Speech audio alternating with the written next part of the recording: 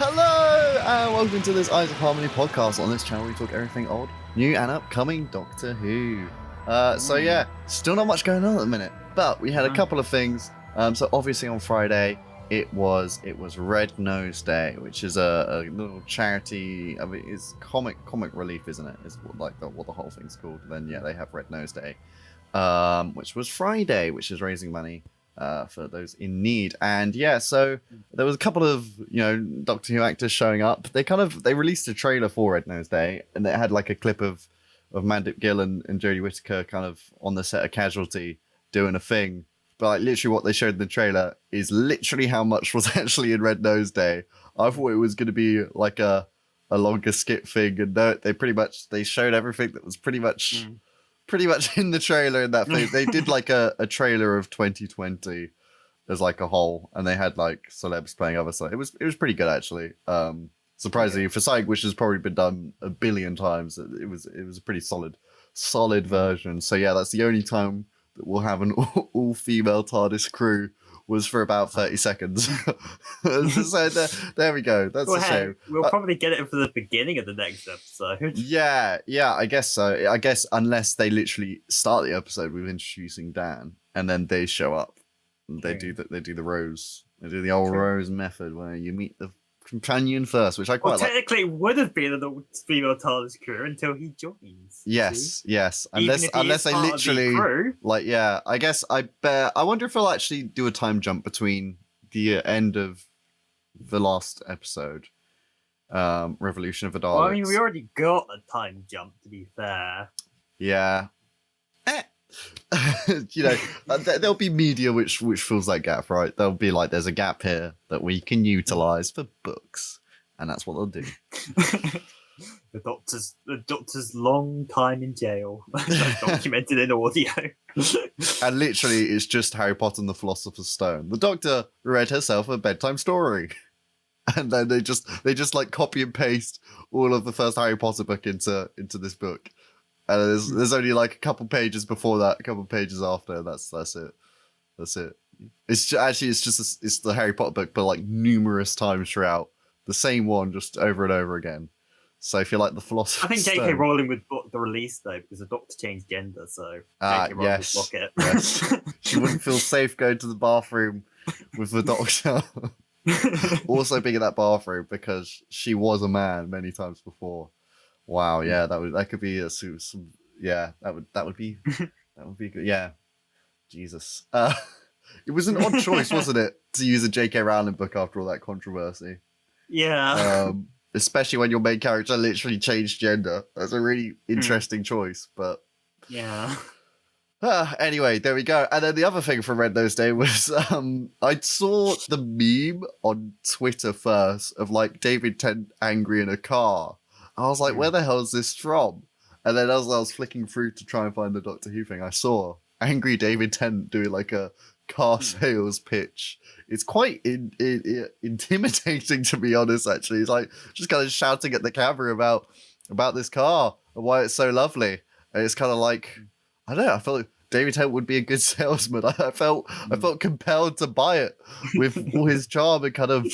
Jesus, it's just constant talking. Man, the Time Lord Victorious went too far. Yeah, honestly, like I think like this is one of his side adventures in the Time Lord Victorious. He became a car salesman, just got angry at people. Like, the laws of sales are mine, and you will buy this car. It was the Time Lords aren't there in order to keep his regulations in check. He gets full commission. He gets like 50% commission on every car. So he's like, fully leans into that. So I would honestly watch it. It's quite the thing. It's quite intimidating. It's good. So yeah, that was it for Red Nose Day. I was kind of expecting a bit more to talk about. It kind of just did. They talked to It was literally what was pretty much in the trailer, but. You can watch the 2020 as a movie thing on YouTube, I think, probably at some point, or iPlayer if you're in this country. But yeah, so earlier in the week, Mandip Gill was it a podcast, I think, or radio show, something like that. Yeah, some kind of interview. And yeah, she was talking about the next Doctor, obviously, because there's been rumors of it happening. Obviously, I don't think it will be. I don't know. It could be this season, but in some ways, I feel like maybe she'll stay. I mean, they have a trend to keep having it happen on the specials, or like, you know, yeah. So I could see it happening in like the New Year special, if not. Yeah, because it's we haven't had like one that's happened in the season since Chris, David. So yeah. Well, the thing is like with this series, with the next series 13, yeah, that's it, airing like at the end of the year, it will kind of be like the festive New Year's special would kind of be the finale anyway. So it would I'd kind of lump that in with the series, really. I think unless there's like over like a 2-month gap, it doesn't really feel like a festive special to me. It's like it's just like kind of part of a series, just maybe slightly delayed by like a week or so. Because both of these Dalek ones have felt more like finales, kind of, than the actual finales, I guess, in terms of like character arcs and stuff. I mean, yeah, maybe. Although, in terms of actually finishing off the plot lines of the series, I guess Timeless Children was more. Timeless Children did, and the Battle of the Ransom Core technically rounded off the whole Gazer, I guess, kind of Graham's arc and whatnot. So. Tim Shaw, yeah, I guess so. Yeah. Kind of. The Dalek one, Resolution, felt like a better finale. I just want to pretend that's a finale because it was a whole. Well, yeah, it was. And that was only 3 weeks later than Timeless Children. Obviously, that was a whole. That was almost a year, basically. Bloody hell! It's weird that actually this time we would have finished the series. Actually, it's been over a year now since all those episodes. Would we have been watching the series now? Because they. I think it would have finished. Like a rough... It's been over a year since Timeless Children now. Yeah. Because it was January 1st, and like the first 2 episodes were like broadcast in the same week because they did like New Year's Day and then the Sunday, which was in a week. So we actually kind of lost a week of Doctor Who as well because of that. Which was, I like the gap. I like what's happening, in WandaVision, Falcon and Winter Soldier. I love weekly releases. It's far more easy to consume. It feels less. I feel less bogged down, like having to watch it all before the spoilers are out. Like, I hope Doctor Who never goes to we've dropped the whole series, because I honestly hate that.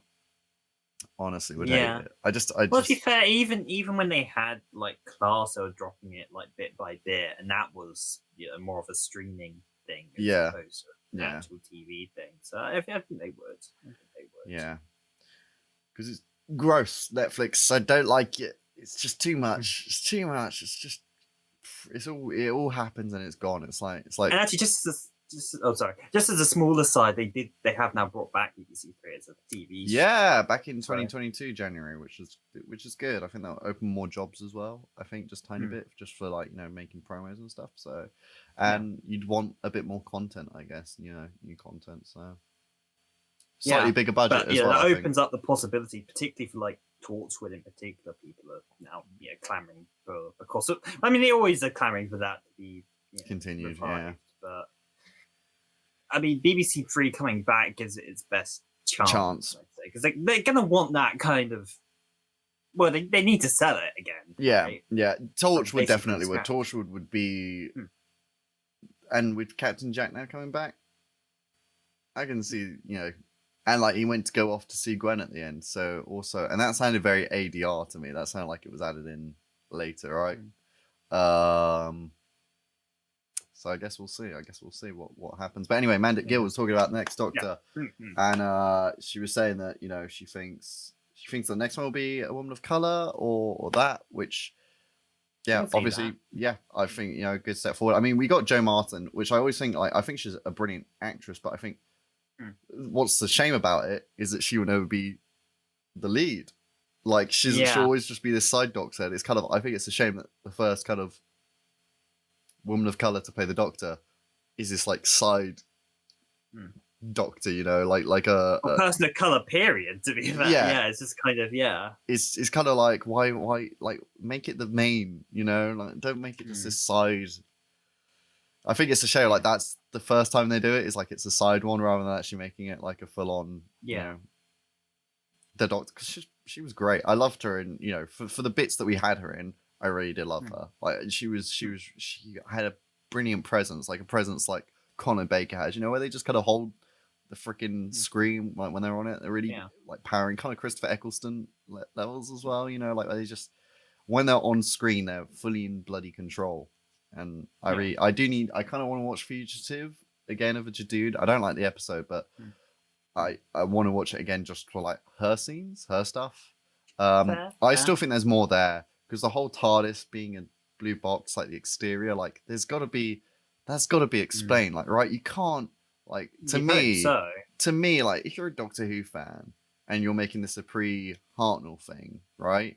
You'd automatically think, right, well, it's not going to be a blue box. Like to me, that it just wouldn't work, right? Like. You'd know, right? Well, like I feel like you'd pick up this with all the people across production. I feel someone would be like, if this is a pre-Hartnell Doctor, why is her TARDIS a blue box? Unless that's a really specific thing, right? That she actually maybe is the next Doctor. What if they do that? So there's now kind of a precedent for ignoring bits of canon. Yeah, which obviously kind of brings us on to our next point, which was a shower thought from Conrad. Do you want to explain your shower thought? So I was just thinking of stuff in the shower. In the shower, as you do. As you're scrubbing your areas, you're just like, hey, just thinking about stuff. Wait a second. I mean, it happens to be more than often. But basically, so back in series 3, it kind of established what separates like regular old Gallifreyans and Time Lord is that exposure to the temporal schism, which does stuff, and as it's shown with the Master, could have potential side effects. But that's kind of somewhat of what takes a person to that kind. A Gallifreyan to that higher, a Time Lord. They stare into the schism of time, and that's where they stare bare onto the vortex, which is such a cool idea. It is. Like what a great initiation. Anyway, carry on. Right? So in series 6, they kind of expanded on it with River Song, where it is established that because River was conceived in the TARDIS within kind of the time vortex, and that she basically became sort of a pseudo, almost Time Lord, kind of a sort of a hybrid. So, basically. So I still don't know what the hybrid was supposed to be after all this time. I don't know. Me? Question mark? Like. River Song's more of a hybrid than the hybrid. That was a very poorly thought out idea. That was a terrible arc. But anyway, so But she was. So she basically became this kind of part Time Lord because of that. So she could generate, and she had certain heightened strength, certain heightened abilities and such that the Time Lords do. But still sort of still human, but sort of not. Kind of a hybrid. But basically, but that happened because of that exposure, because of the law that was established in series 3. Now with the Timeless Children, now it's established as sort of a gene, kind of a trait which the Doctor possessed as from this other entirely separate race from wherever else. I guess we'll find out. That was passed on to the Gallifreyans through extracting that gene and injecting it into people, where from there the Time Lord Society was built on like passing those genes down from generations and whatnot. And the temporal schism, I don't think is mentioned as a thing in that episode.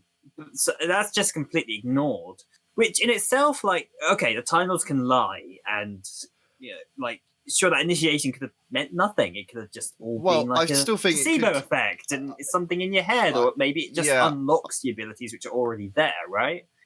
Yeah. But what doesn't make sense is when we look at River and her creation. Yeah, I think, the Temple Schism you can still do, it's still initiation, you still stare into the vortex, and all those things. And just the raw power of time. Like, had you even conceptualized time, right? Like, it would be crazy to look through, right? So I think that's like a big enough deal as it is.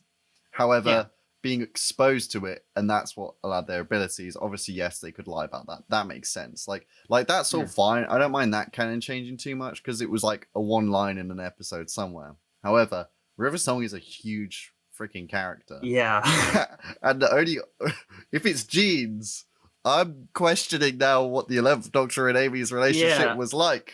Yeah. Because and then he marries his own daughter. It's fucked. It's so fucked. Very, very weird. Yeah. Unless somehow Amy or Rory had those genes somehow. But really, the only person with those genes would Rory be the was secretly also from this other race. Yes. Oh, when he came back, through the time crack as an Auton or something. But yeah, I think like that is quite a big question mark, right? And yeah, that's kind of a massive oversight, I guess. And I get like sometimes you want to make new stories and stuff, but River Song is such a huge character, not now just for like New Who, but she's appeared basically opposite every living Doctor that's existed, like in audio dramas, right? She's a huge element of the whole universe, right?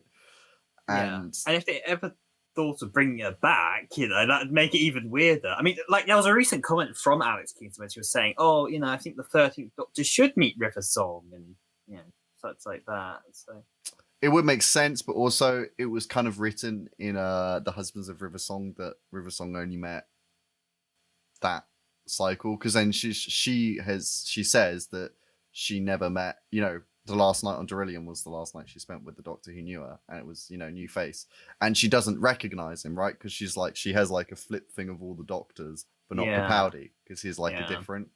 So really, like Moffat kind of smartly self-contained River as like his character and only his character, which I think's fair. Like I really do feel like that River Song's kind of like done now. I feel like we've done all the interesting stuff. I was wary with Husbands of River Song. I was like, what else can we do with her? They did it fantastically, right? But I think that's kind of it. Like anything else, just where do you take her as a character? Unless it's like just hey, look, it's River Song. That's really cool. And that's it. Like, where do you go emotionally with her character? What character arc? I mean, to be fair, that hasn't stopped them with like Jack. But that's why Jack kind of being in the episode just didn't mean much to me. Like, it was cool that he was back. Like, I love seeing him. But just when you've got he didn't mean a whole lot to the plot, really. Yeah, you could have got rid of him, and it kind of would have been all right. Yeah, Doctor could have broken out herself. Anyway. Yeah. Like it was kind of just fanboy, I guess. It's nice to see him. Like, I'm not complaining about that, but I just feel like, of course, just make an arc to it. Like, why is he doing this? Why did he want to get back in contact with the Doctor again? Like, why these things, right? Because like, at least with Utopia End of Time, Jack is looking for the Doctor because he wants to become human again. He doesn't want to be this immortal guy. And then by the end, he comes to peace with it, right? And he's like, oh wow, he kind of gets it, and he also thinks, what do I want? He thought a lot about his team. Like, is that arc, right? He was spent all this time just waiting for the Doctor, and then he finally gets to him, and then he's like, actually, you know what? I don't want this. And he stays on Earth. Like, there's arcs, even when he was like, yes, Journey's End's probably the least arc of any of them, right? But that's because it was kind of that era was wrapping up, and that was more like the whole like Avengers thing, and the main things with Donna and the Doctor. You can't fit it all in with that huge cast. But like, just to bring him back again, just to be there is like, I don't know. I feel like for Jack to be seeking the Doctor again. Yeah, should be a reason. Not just to warn her about something which then happened anyway, which then has no ramifications. Yeah, and again, it's never established why Jack even knows about. Yeah. Or why he even cared. Yeah, exactly. Yeah. Who cares? That's But, it. yeah. Two great plots just shoved together, and oof.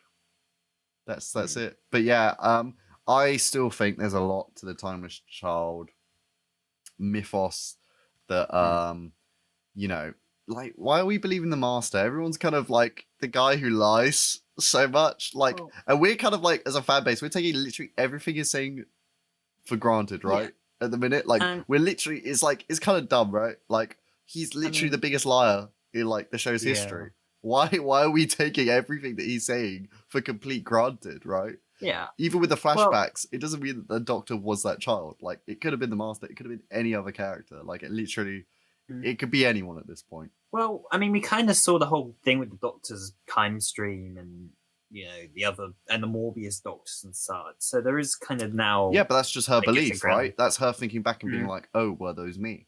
Right? This is the whole thing. And I still think they could turn around and be like, Jo Martin's actually the next Doctor. Right? Like, she could actually be the next one and has to put all these things in motion. Maybe. Although, then, what about the Time Lords? No, it's like, it could still be the genetic thing. The Timeless Child could still be out there. Right? Well, no, I mean, like, because we saw, like, a Time Lord, like, kind of on... Like, in the future of the June, we saw a Time Lord there, and then, you know, kind of, you know, did a thing, and then she died. Oh, yeah. I guess Time Lords are still out now there. supposedly all dead. Time Lords could be on another planet, right? They could have left Gallifrey. Like, it was abandoned anyway. The Master destroyed it. Sure. Yeah, but the bodies were there because he turned them into the Cybermen. Oh yeah, some bodies were, but I'm sure some could escape, right? Or like at an earlier period before he destroyed it, right? Like, this is the issue with time travel and these kind of stories. You kind of, I don't know. It's just the fact that it was a TARDIS blue box. It just, to me, it's like there's got to be more to this, and I really hope there is. I hope it wasn't an oversight, because that's that's such a cock up if it is, right? Like, it's like key information. Like, the first time it stays as a blue box is literally on your fucking t-shirt. Look, on his t-shirt. Well, no, this is... Yeah, that's it. Where it stays as a blue box, like where it doesn't change. When it stays, the chameleon circuit is broken. That is the first time it is broken. Right there, on your shirt. That was good. Yeah. Good foresight. You knew we were going to talk about this. You did that on purpose. Yeah. Good, big brain. Totally, big brain moves. But, yeah, so, moving on. I think that's everything we can say about that. Wait till the next series, really. Weeping Angel game has released on mobile stream. I haven't got it yet because I'm just too busy with uni. I think maybe we can hold off a little bit and then record ourselves playing it. I think that'll be quite fun. Maybe when lockdown lifts, and then we could both be there, and it'll be a whole lot easier to record audio. That method. Cool. Big Finish, you got a thing. There was a release and you got a thing. I got Return of the Cybermen. The original. Nice alternate cover. Yeah. The original story that was supposed to happen, but then we got Revenge, wasn't it? That's the story behind it, isn't it? Yeah. No. This is. So what this is basically the original submitted script from Jerry Davis, the creator of the Cybermen, to a Doctor Who production office, in which it was turned around and basically heavily rewritten for the final thing. Now, the thing about Return of the Cybermen is that plot-wise, like the beats are not too dissimilar, right? There's a thing of gold, there's a whole bunch. The Cybermen want to get rid of that with the space station Nova, and there's a virus going around under mysterious circumstances that the Cybermats give it out. Put it on. Yeah. So this is basically like Zack Snyder's Justice League. This is Jerry Davis's in a way. Return of the Cybermen. So unlike that, I wouldn't necessarily call this an improvement plot-wise. It feels more like a sidestep. There are things about this that I do like a bit more than the original, but I wouldn't necessarily call it the better plot. And there's some quite interesting changes here. So like had the name.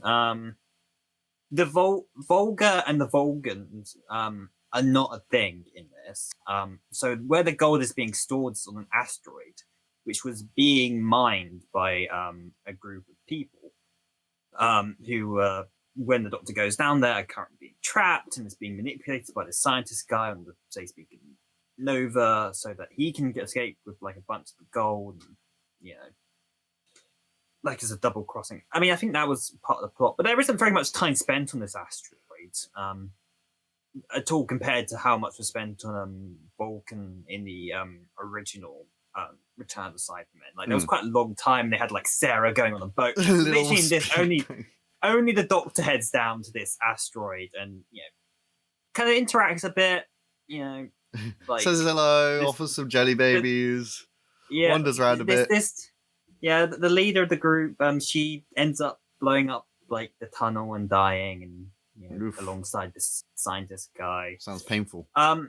But it's like they don't ever return there. It's like it's like they only briefly mentioned again at the ending. It's like, oh, you should probably go ahead and pick up these people, and they bring up this whole thing about them like suddenly finding some. Well, they've been trapped there for like I think 30 years, and they basically said they'd been saved by him, like implying some sort of like religious thing, but they never actually explore that or explain what him is. That's cool. So that's a weird plot thing that's never really like. I guess that would have been set up for like a feature script, though. I guess. I don't know. What about him being like the Doctor in the future? Maybe it could be. I guess. I guess if that connects to Tomb of the Cybermen, though. Yeah, but if they were connecting it to Tomb of the Cybermen because they survived right after that, then this is their return. I know there was weird in space in between, but they do think they've been wiped out, which is why it's a shock that suddenly there are Cybermen about. And the interesting thing is that also it's kind of clearly like different designs they're written as. So like they talk about the Cybermen as having two glowing eyes, like the old like tomb designs, opposed to the weird snake thing that they had in the real Revenge of the Cybermen. And the Cybermen themselves, have like blasters, which people take at certain points. As opposed to having like the guns in the head. Yeah, that's not a thing. And they're bringing stuff out of the chest unit. So like when they're asked for like the antidote to save Sarah, they open their chest units in order to take it out, for example. Cool. So they do kind of stuff with that. And they also bring back. I don't think this was a thing in the original episode, and I don't think it's really been like heavily talked about since like the original 10th Planet. But their or maybe it was. I don't remember exactly. But their weakness to X-ray, kind of the radio waves from that is like one of their weaknesses. Yeah. Well, that would do actually, yeah, because it would break through their casing. Yeah, so that comes into play in a couple of bits in this as well. But yeah, I wouldn't necessarily call it better. It's just different. Yeah, there's a few things I even kind of enjoyed about the original which aren't here, like the Doctor's escape from that one room, like where he does the kind of climbing about. It's kind of silly, but I enjoy that in the original thing, and that's again not a thing here. But it was an interesting thing to listen to, and the voice acting's all really good. Sadie Miller doesn't sound like exactly like her mother. Like there are certain moments where it's exact, like you could swear, and other moments where it's not. But she does a really good job of like embodying kind of the spirit of her mother in terms of her performance. And the person who plays Harry is like just utterly flawless, like absolutely flawless. That's crazy. As Harry. It's crazy with voice acting. You can just pretend to be someone else, and it's just if you just get it that little, the intonations, that's the main thing. The little pauses, that's the key thing. Yeah. So yeah, I mean, as I said, I wouldn't call it necessarily, and it's really interesting to kind of think about like the differences between that and the version we eventually got broadcast. But I wouldn't necessarily call it better, and I understand some of the changes, although the whole like Vulcan plot line on the original one wasn't particularly like interesting or very well developed. and we spent too long in that in the original, but we also feels like we spent too little time there in this one. So like I don't think they got the balance right in either, really. It's an interesting lesson, but I wouldn't necessarily call it like the better product. Yeah. I think there's like so many things I haven't done with the Cybermen yet. Just as you're talking, like there's so many things in the new series that they've just missed out on so many cool things. Like, you know, like the moon base, like walking over like no oxygen. Like that would be such a cool shot. Like with modern, you know, like especially if you had like this shadow, you know, where the sun was just hitting the edge of the moon or any other planet, and it just sees like Cybermen, like just as like a long line, like just marching like towards this base, just through. You kind of like how the Jadoon do it, right? But like, you know, just this like marching just in this dust, you know, no oxygen. I think that would be really interesting. And I also think that there's something that's always interesting that they've never touched on is about how like all the Cybermen look the same, and like, you know, they've never really snapped back about like how we're more unified than your race will ever be, right? Like we're all the same. So there's, you know, everyone's equal basically, kind of in the Cybermen ranks, you know. I feel think like they kind of have in a way. They kind of say, you know, you'll all look like us. You'll, you know. Yeah, but no one's ever gone like, oh, you know, like no one's ever made a comment like, and they've said things on like you'll be like us, right? Which everyone always takes as like is a bad thing. But I think if you take like it'd be an interesting stance of we're all the same, but you know, there's no hate, there's no, you know, there's no distaste between, we're all the same. So something that you strive, everyone's treated equally, that's something you strive to get, right? That's what, as humans, we're trying to get, that everyone's treated equally and everyone's treated fairly. As a Cyberman, that can happen, right? Like that's that's such like a thing that you could definitely lean into. Like that's such, it's topical as well at the minute, right? Yeah. And I think if like the Cybermen did like a slow process, you know, like even like you know, like bionic arms and stuff, like it's a slow conversion process, right? It would be such a great story, right? Because that is people would complete, obviously going from 0 to 100 like in Rise of the Cybermen, right? No one wants that, but if they did it so slowly, this slow conversion like story where people are like just trading their hands, right? Just trading their hands, but then they get their phone completely in their hand, right? And they get to like all these things, and it's like you just slowly replace your body, and then slowly you're basically becoming a Cyberman. I feel like that's such like an amazing story. Which the whole thing about slowly becoming a Cyberman, that was kind of already done in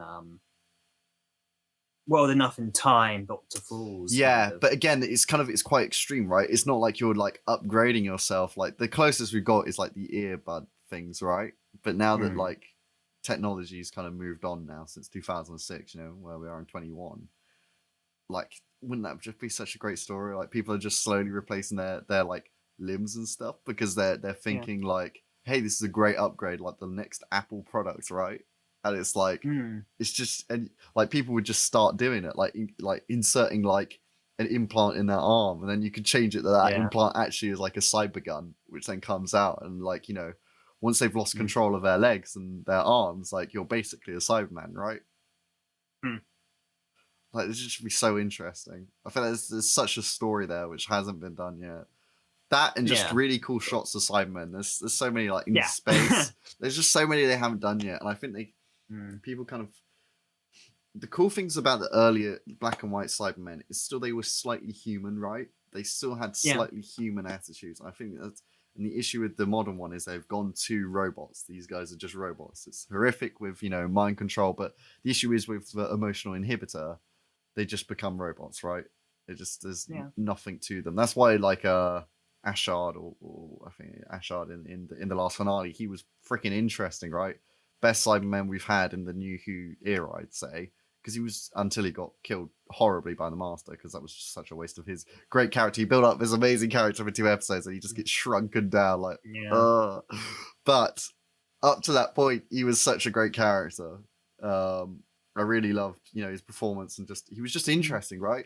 This guy who actually had his emotions, but still wanted to be a Cyberman.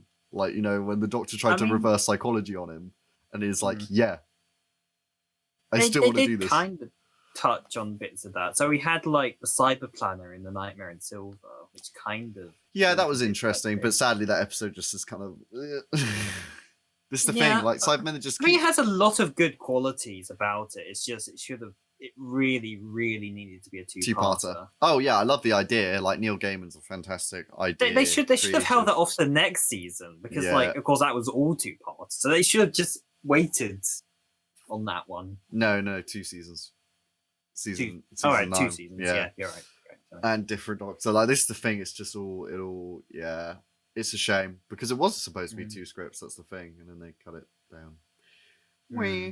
It's such a great idea. Abandoned Fair, that's just such a cool location and nothing. Yeah. Oh well. They always just get shafted, the Cybermen these days. It's a shame. Yeah, well, again, at least we got, well enough in time. Doctor Falls is a really strong, really, really strong Cyberman story. So it's not like it's all been like bad Cyberman. It's just because I always kind of like think of a master in like, can we just have a Cyberman story without the master in it? Like, yeah, it's been a while. I just want the Cybermen, right? There's so much you can do with them. Just think carefully, right? Just so much you can do. Just take the last time, like I think just closing some planning. Time. Yeah, closing time was the last time it was just Cybermen. Wow. No, Nightmare in Silver. Oh. Yeah, Nightmare in Silver. Because after that, it was always Master. Sorry. I literally mentioned that. Yeah, because then we had Dark Water, which was Master. Yeah. Then Gap, Word Enough and Time, Master. Now, Timeless Children, Master. Like, stop it! Please! Yeah. They're so cool. I think the issue with the Cybermen is, like, for a good plot, you have to spend a lot of time planning it, I think. That's the script. If I was thinking of writing it, that one would take me quite long to get right, I think, the Cybermen. Yeah. And I think that's the issue. It's always the head writers trying to do it, so they're trying to juggle all these other stories. So they always just become this kind of more background army to someone else controlling them. Yeah. But they just always get shafted because of the Daleks, which brings us on to the Target novel you're reading. Yeah. Robert Sherman. Again, I haven't got a huge amount to say about it because I've only gotten like 16 pages into it. Cover's nice. It does. So there's a couple of weird things. So it has a prologue which basically follows boy on the hill and like he knows that like there's an impending doom and like coming, and he spends time like kind of describing that and like the boy just trying to find happiness before this darkness encroaches. Which is a nice visual. I don't quite understand yet how it ties into the overall plot. Maybe it's a young Van Statten. Maybe. Or maybe I was thinking it could be something in the Daleks' heads. Yeah. Trapped and being tortured. Because they do spend a bit more time on that as well in terms of like the initial like torture and describing exactly what the Dalek is thinking. Also, no Cyberman head. When they're looking at the initial exhibits, there is no Cyberman head described. So, yeah, that's all I can say about it. Interesting. I look forward to reading more, but I haven't read too far into it yet. Nice. I do hope to get that one eventually. Actually, I haven't. But I'm also tempted for the other ones. I just love the Target novel. It's so great. Yeah. It's just Christopher Eccleston. Anything Christopher Eccleston, I'm just. I love the Rose novelization. It was just bloody brilliant. And then finally, our final thing, you watch Snakedance. Yeah, just I'll just go into this briefly because again, that's another potential future review. But it was interesting. I think I preferred Kinder overall, but they did kind of what I hoped for, which is that in Kinder, of course, it introduces kind of negative, evil kind of Tegan for like very, very briefly in Kinder. Like that was a really interesting like moment, but like that passes so quickly that it kind of looked like, man, I kind of wish they did more with that. And then Snakedance exists, and they do more with that. So very cool sequences. So yeah, that is an interesting thing, and kind of yeah. I mean, it's an episode that spends more time focusing on world building than anything else, really. Like just kind of building this world and what the Kinder's relationship is in it, and the myths and legends, and how this society works is kind of the driving force behind the episode. And it's interesting enough, but it's also perhaps not the most like interesting episode in the world, I suppose. It's fine. Like I preferred what they kind of went with in Kinder to this. Again, it's not bad by any means. It's really. I haven't watched. There are interesting moments. I haven't watched them since I got them on VHS. So I've got the DVDs now. I haven't actually watched them. I just kind of got the box set just to complete the collection. But I need to watch them again because I know they're good. I know they're actually really solid. But just never got around to it. Maybe I will give it a whirl. But yeah, we'll see. But I need to continue my New Who marathon. I kind of got up to the Big Bang and kind of stopped there. I can kind of understand why people dropped off after the Big Bang, actually, after Matt Smith's kind of first series. It just feels quite like that's just kind of an era, right? Because even though Matt Smith was like a new era, it still used the formula from the Russell T Davies era. It did. Then after that, it just goes completely wild. Yeah. I don't blame anyone for dropping off at like series 6 at all. Yeah, I think that's the reason why. Rapid departure, and also just series 6 wasn't very solid all in all. Like, it had its moments, but if you weren't really paying it, like, even as fans, you had to concentrate. So actually, this was actually part of the reason why I even thought of like the Temple Schism thing, was that I did spend a bit of time trying to clear up certain things throughout like the Matt Smith era that just didn't make sense to me. Like, I spent a bit of time kind of the night before kind of looking over certain things to make sense of it. And yeah, Moffat generally does like explain stuff and have like, but usually it's said he throws so much at you, as Moffat's kind of style of writing tends to, is that he just kind of throws a lot of information at you, and if you're not really paying attention, you're going to miss stuff and things suddenly don't make any sense. Which, I think I said multiple things like, oh, I don't think this makes sense, or I don't think that makes sense in like previous podcasts and such, which they do explain apparently at some point, certain things. Just not enough for you to actually like ingest it and take it in. Even as somebody invested in this series, like, it was just so much that it's just so easy to miss like important bits of information, especially if they don't then revisit it. It's just like, said the line, explained it. If I wasn't entirely focusing on that moment at that bit, then you're fucked. Yeah, fuck you. Exactly. Fuck you. Buy the box set. Rewatch my episode. It's a great marketing ploy. To fully understand it, you have to buy the box set or rewatch it to get those figures up. But, yeah. Again, that's a problem with the Moffat era in general. Too much is explained on a throwaway line. I think that's the key thing. Yeah, and again, I think by like series 9 or 10, it kind of got better for that. Like once you kind of, I think later on it got, the better it got at that. But like 5, 6, 7, and sort of 8, like it just goes off. Yeah.